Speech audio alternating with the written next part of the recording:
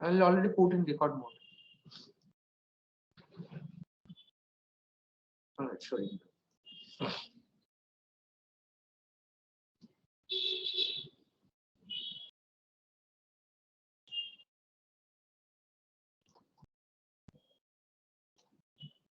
Is my screen visible to you?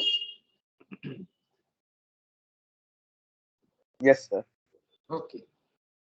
So Yes. in this particular chapter, we'll be having this part only for the new syllabus. What is MMF? What is reluctance? Comparison with electric and magnetic circuit, solving magnetic circuit that I forgot to write here. The determination of BH curve is not that important, but still I'll discuss that. Then electromagnetic induction, Faraday's law of electromagnetic induction. These are already again known to you. What is Faraday's law of electromagnetic induction? That was there in your 10 plus 2 level physics. Nevertheless, we'll just quickly go through it, and then what we'll learn new in this course is your inductance, self and mutual inductance, and what happens based on the polarity. There is one convention which is called dot convention. That is the thing which we'll learn in this particular chapter. So first we'll start with that. So before we reach to the magnetic circuit and magnetomotive force, quickly let us revisit this, which is what is magnetic field, Ampere circuit law, Biot-Savart's law, and all this. So what is magnetic field? It's a vector field that describes the magnetic influence on a moving electric charges or electric current and the magnetic material. So you, I think in your 10 plus 2 level physics laboratory, you have done this. If we put a bar magnet and if we take a small magnetic needle, with the help of that, we can trace these magnetic lines of force, isn't it?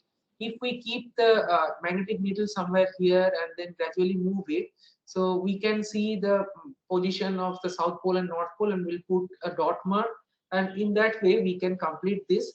Or what we can do, we can spread some iron dust over it, and then if we put the bar magnet, then we'll see that the those dust will be will be tracing the approximate lines of forces. Okay, so it is the force which is experienced by a magnetic material or the electric charges or current when there is a field, magnetic field. So magnetic field may be generated because of the permanent magnet, because of the electromagnet, or if we have an electrical conductor around that, also magnetic field will be produced.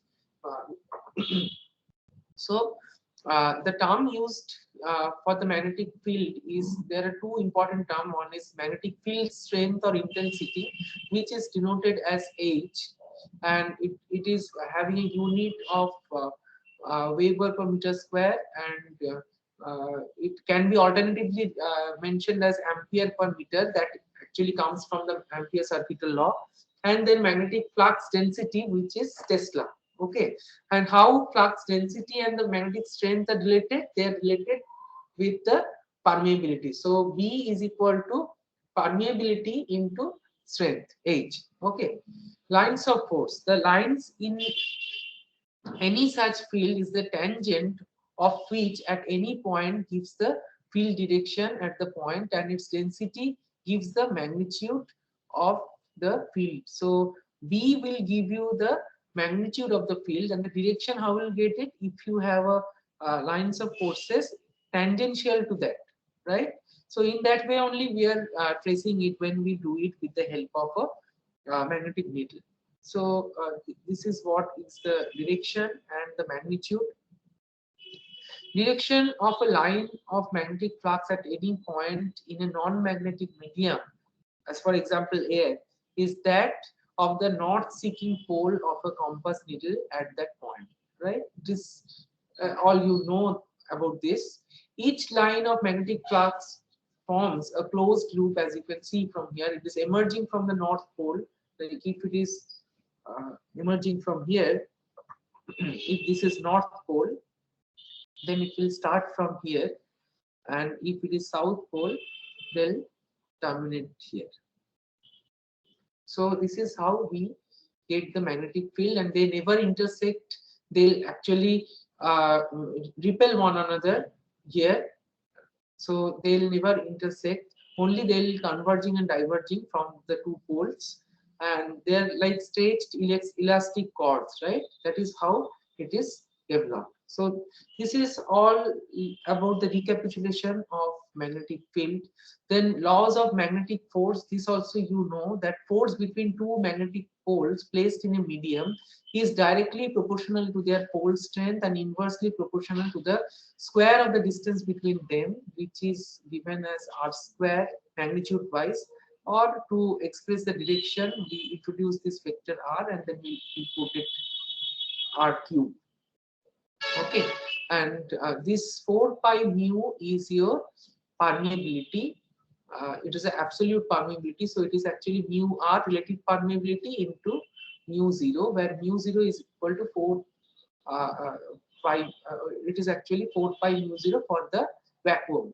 So that into mu r is your uh, magnetic relative permeability. Okay, a unit magnetic pole is a pole which, when placed in vacuum at a distance of 1 meter from a similar and equal pole, it got repelled with a force of 1 by 4 pi mu 0 n. So when it is vacuum, then mu r equal to 1 and then r equal to 1. So what if it is unity, then 1 into 1. So 1 by 4 pi mu 0 is equal to that force, Newton. Okay. So that is your magnetic force, and unit of a magnetic pole is 1 Weber. So H is what? H is equal to Weber per meter square, because this is Weber here, and H is actually the force experienced by a unit pole in a magnetic field, and that is equal to m1 into 1 by 4 pi r square mu r into r square. So it is actually Weber per meter square. Okay. Magnetic field strength at any point within a magnetic field is numerically equal to the force experienced by a north pole of 1 Weber placed at that point, and its unit is H equal to Newton by Weber. We can write it, or we can write Weber per meter square, because H is what it is actually force, so Newton, and then it is divided by 1 Weber because of this m. Okay, field intensity at a point A, distant at a distant r meter from a pole of m Weber. So what is that? If a pole of 1 Weber is placed at that point A, the force experienced by it is m by 4 pi mu 0 r square, like that. So one unit pole radiates a flux of 1 Weber, and its symbol is denoted by pi. Flux is denoted by actually pi. Okay.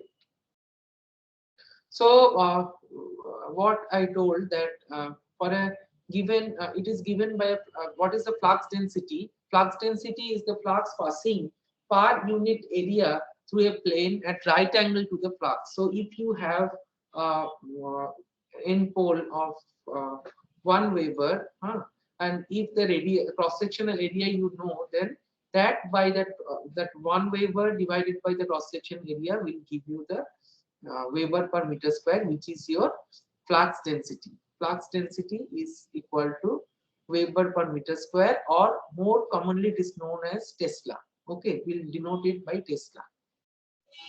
Either Weber per meter square or Tesla, so we prefer this one. This is the SI unit for the flux density. And how flux density is related with H. H is your field strength. So field strength is equal to, as I told, P equal to mu into H, where mu equal to mu 0 mu r. Mu r is the relative permeability, and mu 0 is the absolute permeability in the air or vacuum. And that is known as 4 pi into 10 to the power minus 7 Henry per meter. Okay, and H has the unit Newton by Weber. Okay, so and alternatively later we'll see that it is more often written by A by M from the Ampere circuital law. So Ampere by meter. Okay. So mu is the relative permeability, and for the air it is 1, and for the magnetic material it is very high. So let us go through once again what is relative permeability. It can be shown that the magnetic flux inside a coil is intensified when the steel core is inserted. So whenever we put a magnetic material there, then the magnetic flux will get increased. So that is how it happens. That is due to the relative permeability of that particular material. So it follows that if a non-magnetic core of a toroid is replaced by a steel core, the flux produced by a given MMF is greatly increased. How it is possible? MMF is constant, but if you I'll later discuss what is magnetomotive force. So that is called MMF actually. So if we put the same number of coil and then same current, but still if you replace the air with the steel core, then the flux density will be increasing, and that happens because of the relative permeability. The ratio of the flux density produced in a material to the flux density produced in a vacuum by the same magnetic field strength is termed as relative permeability. So here also it is the same magnetic field strength, and we are just changing the material, and that is why relative permeability is changing and the flux density is increasing. So if you have V equal to mu 0 mu r mu 0 h, then mu 0 is constant, h is constant, but if you change mu r, definitely for increasing mu r, V will increase, flux density will increase. So that's why in a transformer we use a magnetic material, so that it can link the two coil with a more number, like higher value of flux density. So instead of air core, that's why we use iron core for the transformer. But we can also use air, but more often for a transformer with a higher rating, we prefer a magnetic material like a steel core. CRTO steel will use it. When we learn transformer, again we'll relate those things, and then it will be more clear to you. Okay, so for air, mu r equal to 1, and for the nickel iron alloys, the relative permeability can be about 10 to the power 5. Okay, it can be very high. So that will give you the concept of BH curve, right? So this is the BH curve. You know that for a cast iron, initially for the starting from the origin, if you gradually increase the field intensity, that means say you gradually increasing the current value, which is your field intensity or field strength, and then what happened, the flux density will be linearly increasing for this zone. Still the saturation is achieved. So after that, when you keep on increasing the intensity, there will be no linear increase in the flux density, magnetic flux density. Why? Because saturation is occurred, and therefore it is gradually having a lower slope, and then it becomes constant. So for certain material, it is not at all changing. So it will always be fixed. It is not linearly related. For mild steel also, we can see that it is having a higher gain, and it is linear till this zone, almost linear. So if you increase uh, the field intensity A by M, ampere by meter, till 2000, you will get a linear relationship, and accordingly it will increase the flux density Tesla. Okay, but after that, if you keep on increasing, it is not increasing linearly, so it is showing a non-linear. So it is almost there will be little increase in the flux density if you substantially increase your intensity, field intensity. Okay, and same for the silicon steel, it is also non-linear in nature, and then it gets saturated very fast. Okay, and accordingly for this particular value, you can see that mu r will be having, say this is for mild steel. If we this is mild steel, this is also mild steel. So till 2000, it is very high. If you find the ratio between this 1000 for 1000, how much it is? It is 1. So around 1000. right? P by H will give you your mu. So 1 by this will give you that particular value. And then accordingly, and if you divide it by 4 pi 10 to the power minus 7, you will get the mu r. So you can plot it here. But once it crosses 2000, then it is not that that value got reduced. So if you take the slope here, you will get a lower value. If you take slope here, different. If you take slope here, somewhere it is different. So it is gradually going down. So that is why you are getting this kind of curve. Okay. And also we know that there is a hysteresis part of it. So if you have a uh, H and if you have B here, if you plot it like this, initially it will go up and then saturate, and then uh, once you just try to reduce the intensity, there will be a residual magnetic uh, flux density here.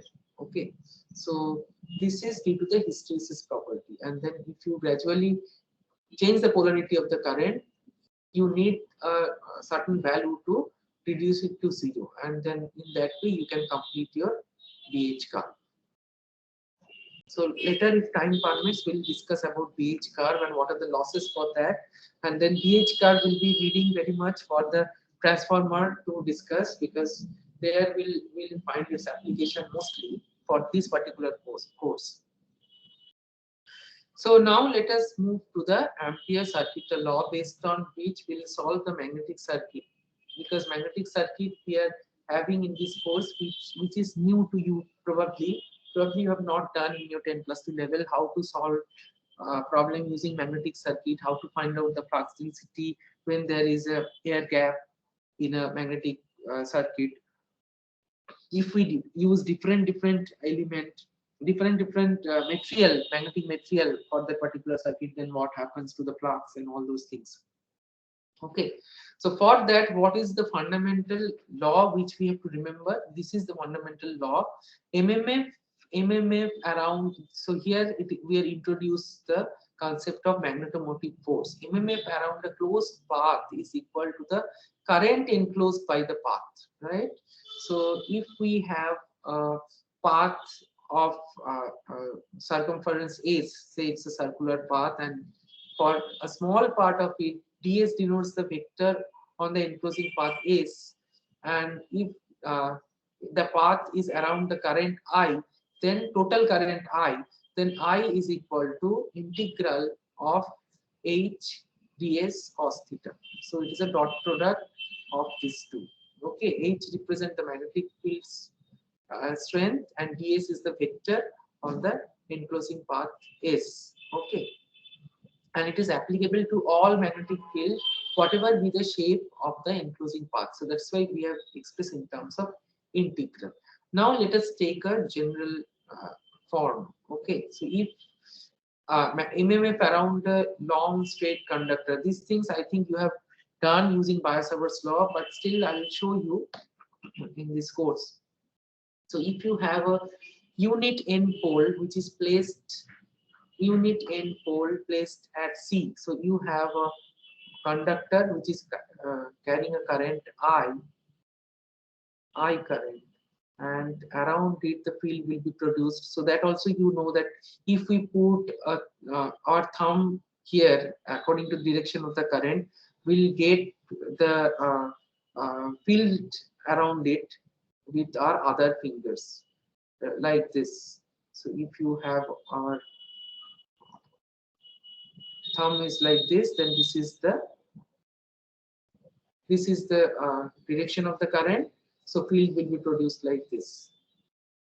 So now if we put a unit north pole at a point C, okay, then what is the force experienced by it? If the unit north pole is moved once round this circular path, then what is the work done?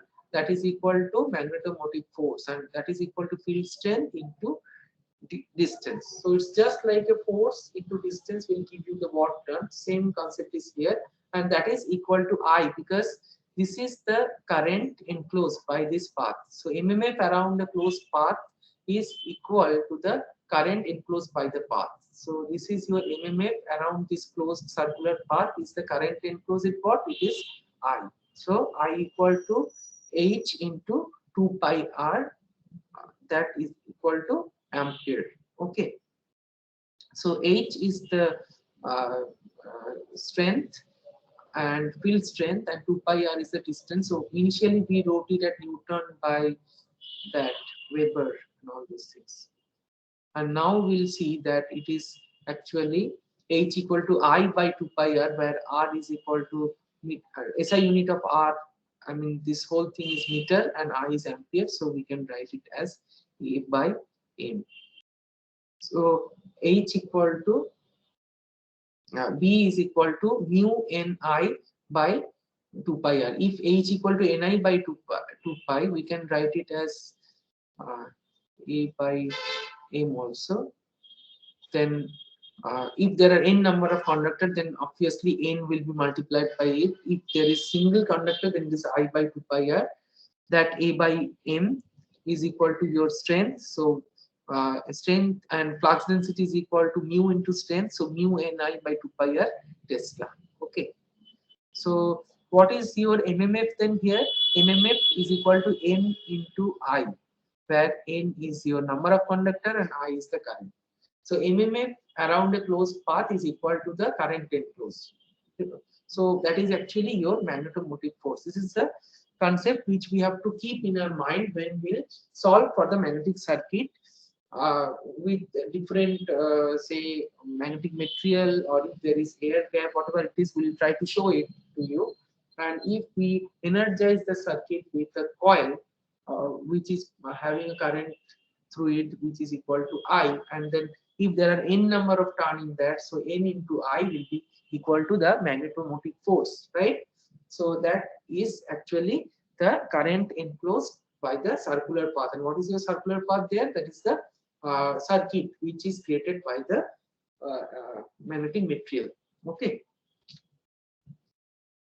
So magnetic field strength, this is for a infinite conductor. We are having a field equal to I by 2 pi R when there is a single conductor which is of infinite length, and when we have to calculate B, then it is mu into I by 2 pi R. And later we'll find the magnetic field strength of a long solenoid of n number of coils. Say, if that is the case, then how it is obtained, how your H or field strength is obtained. If a unit pole, north pole here is placed at point A, is a point A, and is taken around to complete the path in the direction opposite to that of H, is the force of H Newton acts on the end pole only over the length L, so H into L. In that way you can solve it, or later we can solve it with the help of Biot-Savart's law that I'll also try to show you. So this is actually the work done H into L, and that is equal to your MMF, which is MMF n number of coil and I current, so n into I. So n into I divided by L is your H, which is strength, and B is equal to mu Ni by L. And L is the distance of this particular thing, because whenever you are having a solenoid like this, current is entering through this and it is outgoing through here. So that means it is north pole and here it is south pole. So flux line will be created like this. In this direction it will emanates from here, emerge from here, and then terminate at here. So this L you have to take, and then that L is divided by this thing. Okay. So this is actually your field strength.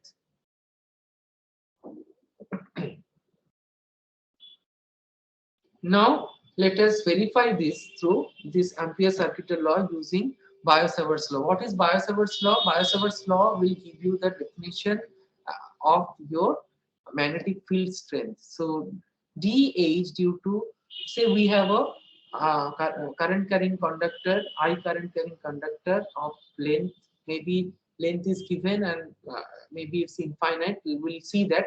First we'll take the delta of this. So small length delta we consider, current flowing through it is I, and we have a north pole present here at a point P. So DH is what? DH is the cross product between this DL and this distance. So cross product means it is DL by this, it is perpendicular to DL and R. So if you remember the screw rule, then it will give you this, your perpendicular direction, or the cross product means it will be always perpendicular to these two vectors which you are taking care of. Okay. So your H is equal to I into TL cross R. R is the unit vector around it by 4 pi R square, or you can write R cube by R directly. TL cross R by 4 pi R cube, and V will be is equal to mu 1 mu 0 into that, just like the way we do it. Now let us solve it for a particular case where we have an infinite length wire carrying a current I. Okay, and we place a point P, a unit north pole, and there we are trying to find out the field intensity. And what we'll write here, it is actually I into dl cross this is equal to sine theta, this r is equal to sine theta, and s is the unit vector right here. So we can write it as sine theta into dl, because this is your dl, and then this direction, how can we write down what is theta here? Theta is equal, if this is s and if this is r, then what we can write here, sine theta is r equal to s sine theta, isn't it? So that we are replacing here, and we can write it in terms of theta, and we can change it also in terms of cos theta, cos phi, because if this angle is phi, then we can write s cos phi, and then accordingly we can write this expression. Okay. So now what to do for h equal l length is equal to 0 to l. If it is starting from 0 to l, then we can write it like this, right? So we can replace cos phi in terms of r. What we can write, r equal to cos phi. So cos phi is cos phi. So we can replace cos phi by r by s. So that is what we have done. And then s equal to 2 to the power r square plus l square. So that we put, and then this is your overall expression. So if you solve this, then you will be getting this particular expression, which is, if you solve this integral after all the substitution, so you will get it I sine phi by 4 pi r.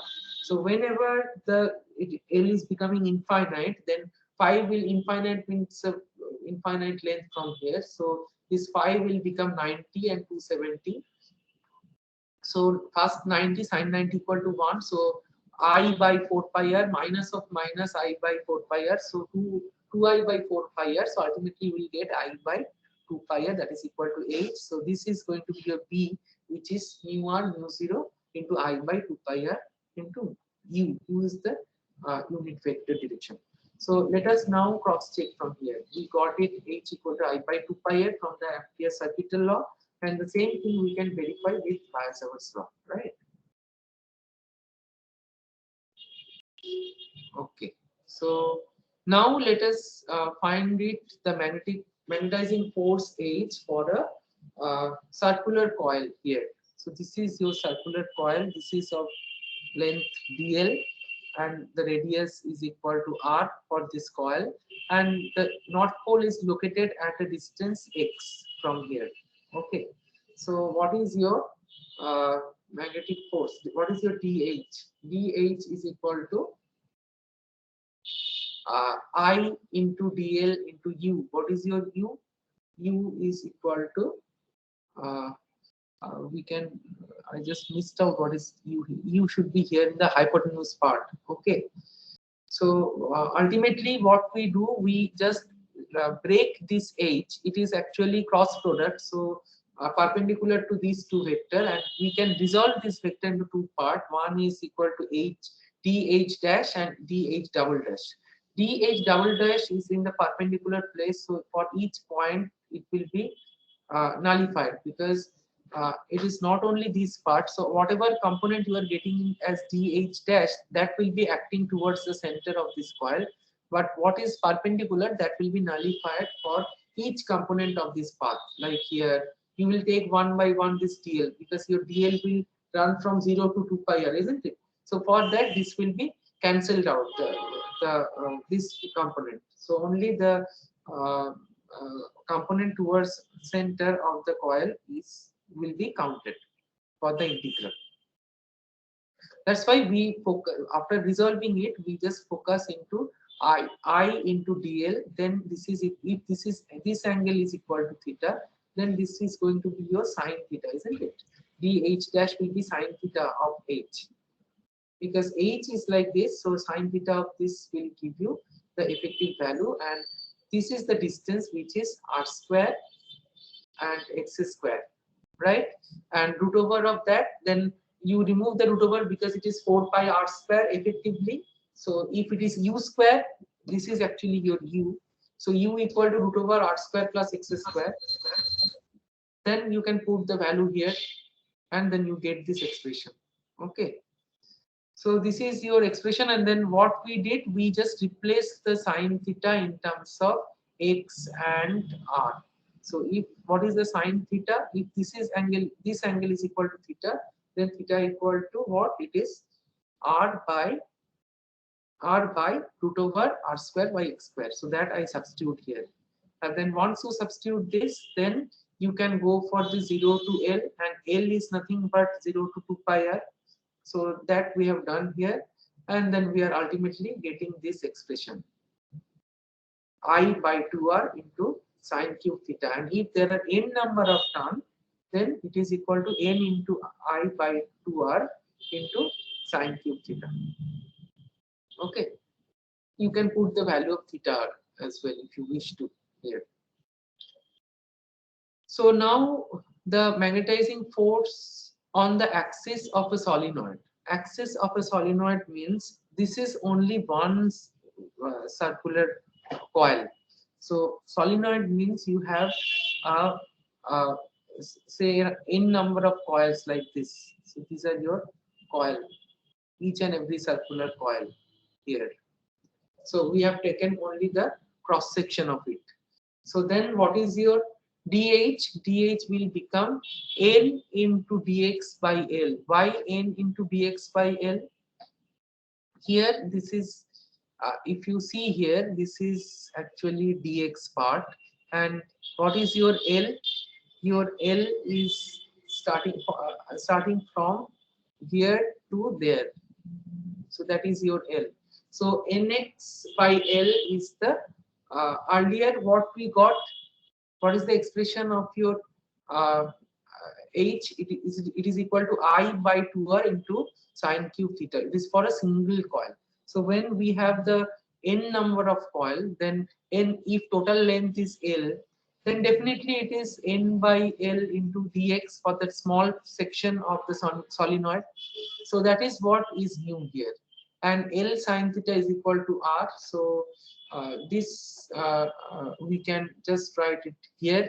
In case of dx, we can write if this is dx, if this is theta, then we can write dx into sine theta is equal to L into d theta. So this you can substitute in case of dx in place of ds, and if you solve for the integral, because this is your theta 1 and this is your theta 2, and theta 1 equal to 0 and theta 2 equal to pi, because solenoid, if it is a very long solenoid, and then at this point it is theta 1, and at this point this is theta 1, and at this point this is theta 2. So theta 1 equal to 0. If it is a long thing, it's a very small, so 0, and that end it is pi. So if you put that value, cos 0 equal to 1 and cos theta 2 equal to -1, so it is Ni by capital L, where L is the length of the solenoid.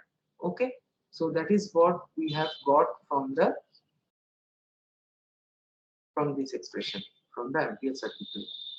So based on this Ampere circuit law, that we can verify with Biot-Savart's law. I'll ask you to cross-check if I make any mistake. That I'll be happy to. I don't think there is a error, but if you find anything, you can let me know. So I'll urge you to do it on your own because this is known to you actually, an integral thing that is also known to you. So please check and let me know whether this is correct. If there is any mistake, I would happy to find that and I'll correct accordingly.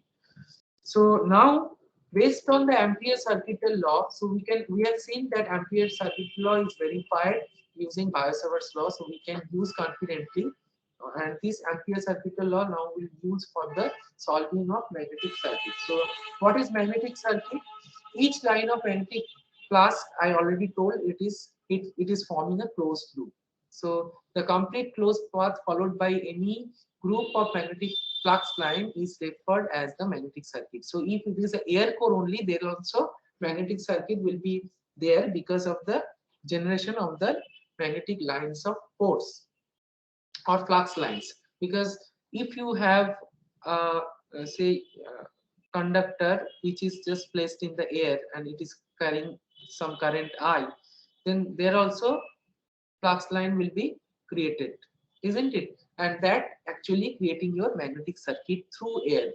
So if we can know the length of this particular circuit, then we know the length of the magnetic circuit. So this is in air, and if you gradually move away from it, so it will be of I mean length. So if the length is increasing, then obviously the resistance will also increase, so flux will be very less and we can ignore if you move away from it.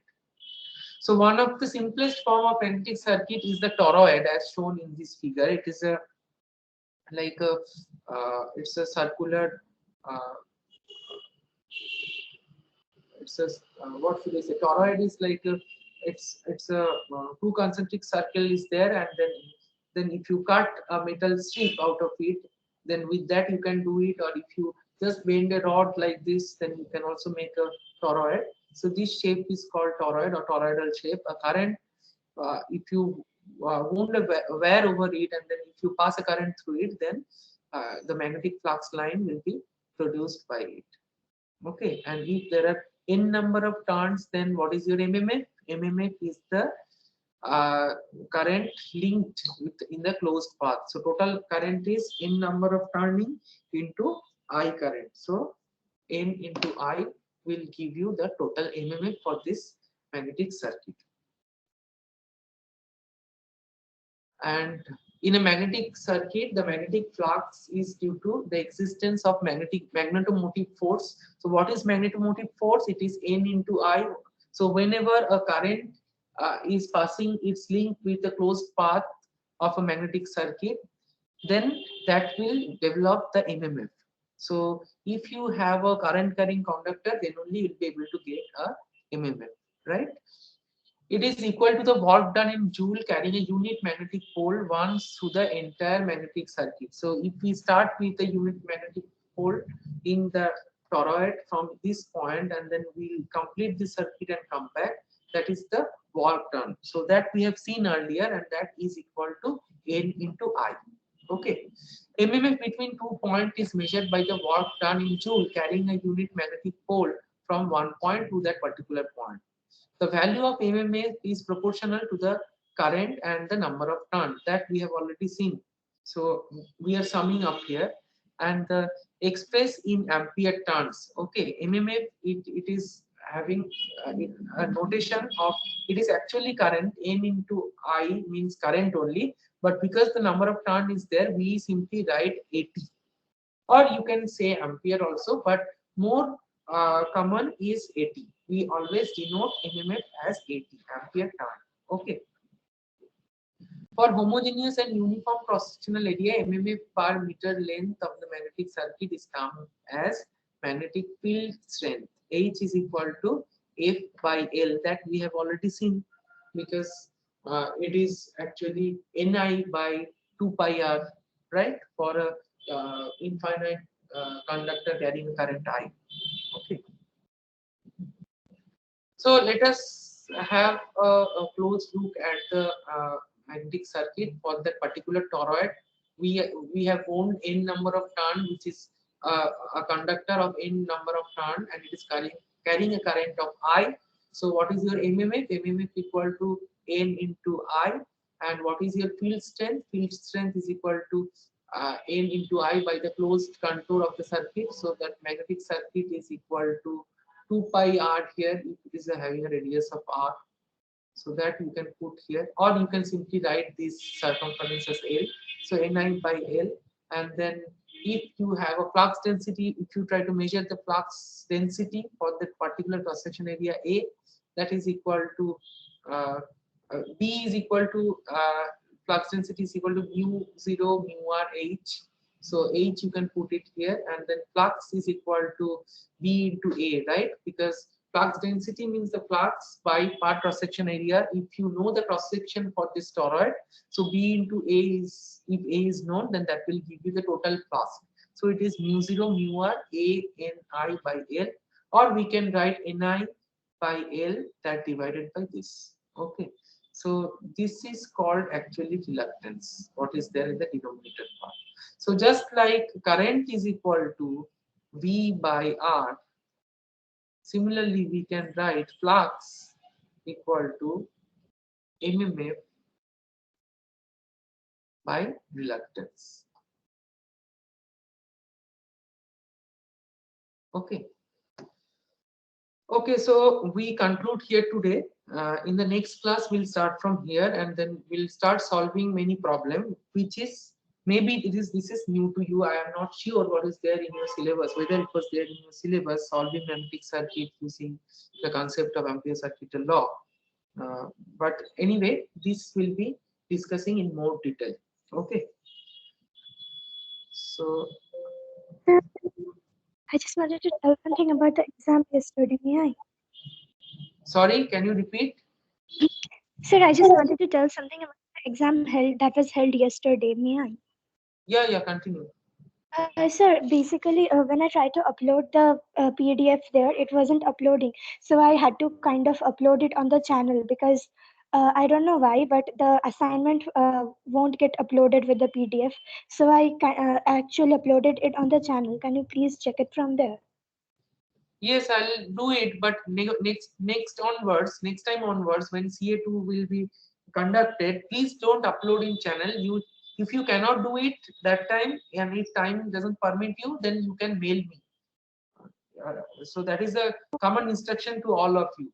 If you cannot Okay, okay, upload sir. it, because many times it happens for a few students, they cannot upload through MS Team. I don't know, there are some software issues. So that time only option is to send through mail. Okay. This time I'll Okay, sir. Okay, explain sir. it, but I'll ask you to drop me a mail to my institution email ID. That will be better actually. With the attachment, sir.